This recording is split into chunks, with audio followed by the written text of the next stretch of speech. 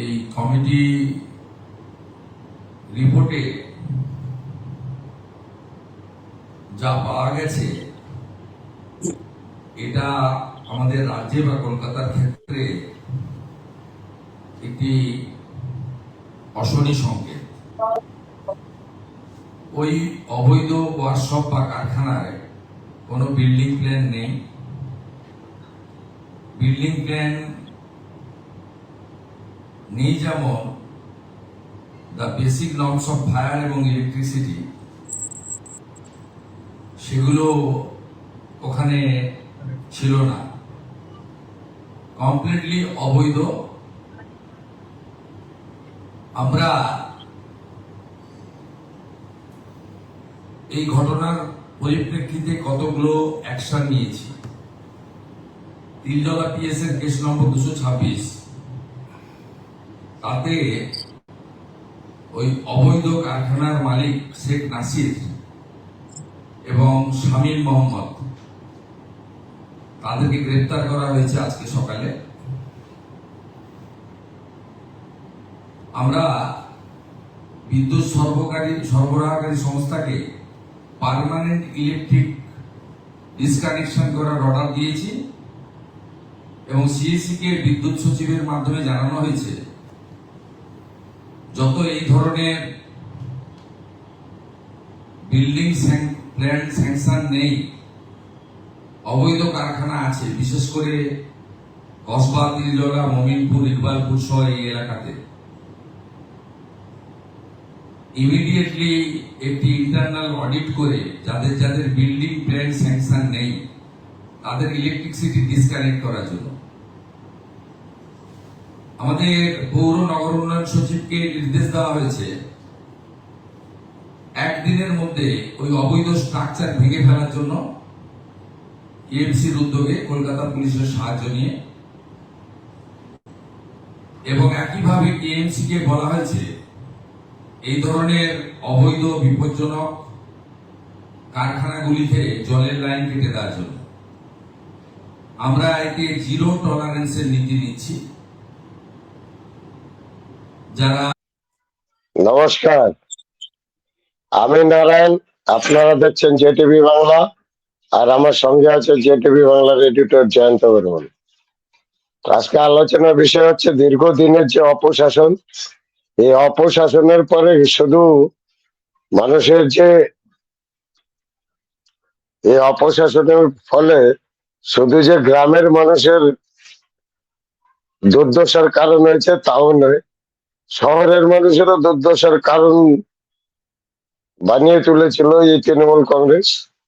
যেরকম সেদিন যে ভয়াবহ অগ্নিকাণ্ড, সেই ভয়াবহ কাণ্ডটা শুরু হয় একটা কারখানার থেকে, এবং ওই কারখানার যে লাইটের কারেন্টের মানে শর্ট সার্কিট থেকে অগ্নিসংযোগের কারণ, যেটা প্রাথমিকভাবে দমকল বিভাগ বলেছে। যাই হোক, এটা অবৈধ একটা বিল্ডিং, এখানে কারখানার কোনো বিল্ডিং এর কোনো নকশাও নেই, কোথাও নকশা পাশও করা হয়নি, পৌরসভার কাছে কোনো রিপোর্টও নেই। এবং এখানে কি করে বিজলি সংযোগ হলো, অর্থাৎ ইলেকট্রিসিটি সংযোগ হলো, তারও কোনো খতিয়ান নেই সরকারের কাছে।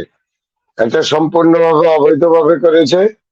এইভাবে বিপজ্জনক ভাবে অসংখ্য গজে ওঠা কারখানা আপনি এই কলকাতা মোমিনপুরের দিকে দেখতে পাবেন। অসংখ্য বাজি কারখানাও পাবেন, যে তারপর এই বিভিন্ন রকম কারখানা।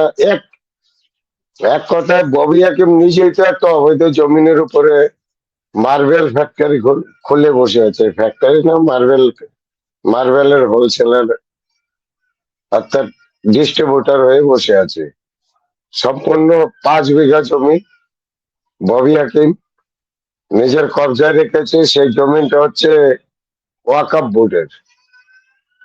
এবার কথা হচ্ছে এই ধরনের অবৈধ জমিন, প্রচুর পরিমাণে অবৈধ জমিন কবজা করে বসে আছে।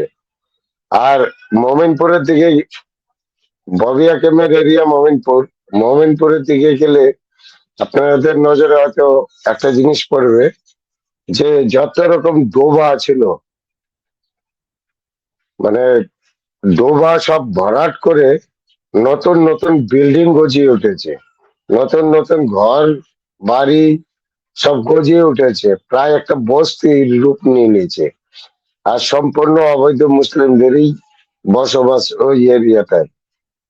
তো একটা মিনি পাকিস্তান যে বলেছিল ফিরাত হাকিম, এই ধরনের একটা অবৈধ কলোনি যে স্থাপন করেছে, তারই ক্রেডিট নিচ্ছিল পাকিস্তানের একজন পত্রকারের সামনে এই ববি হাকিম। এই ববি হাকিমকেও চিহ্নিত করতে হবে, এবং যে যে জায়গায় অবৈধ জায়গার উপরে কারখানা গড়ে উঠেছে এই সমস্ত চিহ্নিত করতে হবে। আমাদের দাবি রইল মাননীয় মুখ্যমন্ত্রীর কাছে। আপনি বলছেন জিরো টলারেন্স, আমরা দেখতেও চাই জিরো টলারেন্স। আপনি জিরো জিরো টলারেন্সে এগিয়ে যান, আপনাকে আমরা সাথ দেব। আমরা সাধারণ জনগণ আপনার না, সঙ্গে আছি। হ্যাঁ, উনি বলে আমাদের বর্তমান মুখ্যমন্ত্রী উনি বলেছেন যত অবৈধ বিল্ডিং কনস্ট্রাকশন আছে ওগুলো একটা সার্ভে করে নোটিশ করবে, নোটিশ করে ভাঙিয়ে দেওয়ার ব্যবস্থা করবে।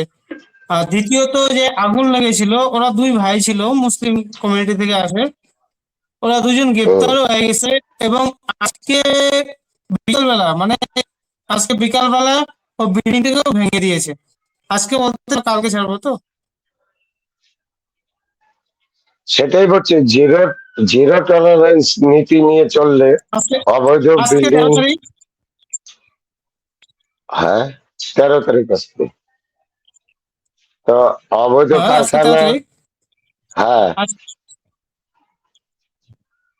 সব সম্পূর্ণ ব্যাপারে অবৈধ জিনিস চলবে না। অবৈধ বিল্ডিং, অবৈধ কারখানা, অবৈধ জমিন কবজা, এই সবকিছুর হাত থেকেই বাঁচানোর দরকার আছে বাংলাকে। তো কাজেই বলবো, জিরো জিরো টলারেন্স নীতি যে আমাদের মাননীয় মুখ্যমন্ত্রী নিয়েছে, পুরা পশ্চিমবাংলা ওনার সঙ্গে আছে, ওনাকে সাথ দেবে বলে আমার দৃঢ় বিশ্বাস। নমস্কার।